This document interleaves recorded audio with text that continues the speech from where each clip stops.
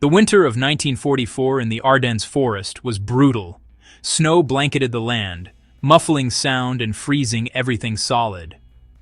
In this harsh landscape, the Germans launched their last major offensive, the Battle of the Bulge.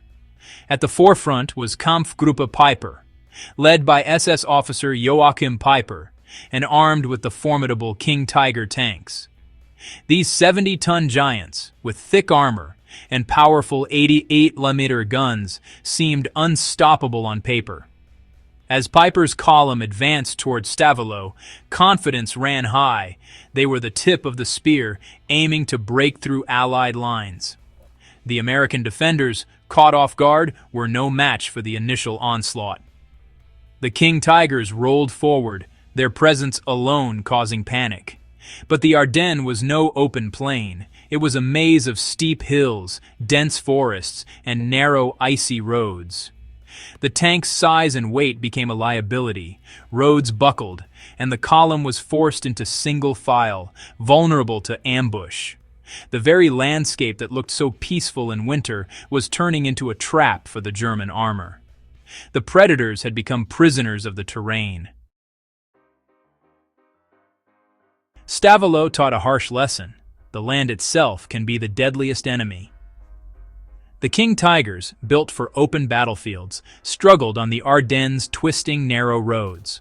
One tank stuck in a ditch could block the entire advance for hours.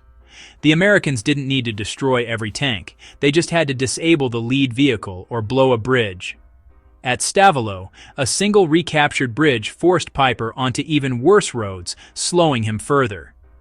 The Germans were now at the mercy of the terrain and a few determined defenders. The lesson: know your environment, or it will defeat you. For the King Tigers, the Ardennes was an unforgiving foe. The King Tiger's greatest weakness wasn't enemy fire, it was fuel. These tanks guzzled gasoline, and the German plan depended on capturing Allied fuel dumps. As the advance stalled, fuel ran out fast. American troops destroyed supplies as they retreated. By La Glaise, Peiper's tanks were stranded, immobile, out of fuel, and surrounded. A tank without fuel is just a steel coffin. The Germans' power meant nothing without the resources to sustain it. Managing supplies isn't a detail, it's survival itself. At Stavelot, logistics, not firepower, decided the outcome. In battle, quick decisions can change everything. American officers on the ground didn't wait for orders. They blew bridges and blocked roads, slowing the German advance. Small units attacked supply lines, compounding the Germans' problems. Peiper, once known for speed, found himself trapped by terrain and fuel shortages, unable to adapt.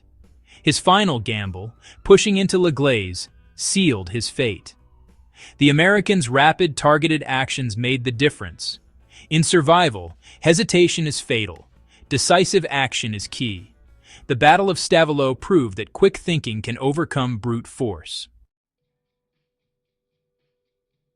The fall of Peiper's King Tigers was a chain of failures: terrain, logistics, and inflexibility. The lesson: overwhelming power means nothing without adaptability and preparation. The Americans used the land, managed resources, and acted fast. The Germans relied on brute force and lost. Mobility is life. When the tanks ran out of fuel, they became targets. The King Tiger at La Glaise stands as a silent teacher. Strength alone doesn't guarantee victory. Success belongs to those who adapt, prepare, and understand their environment. Whether in war or crisis, the principles are the same.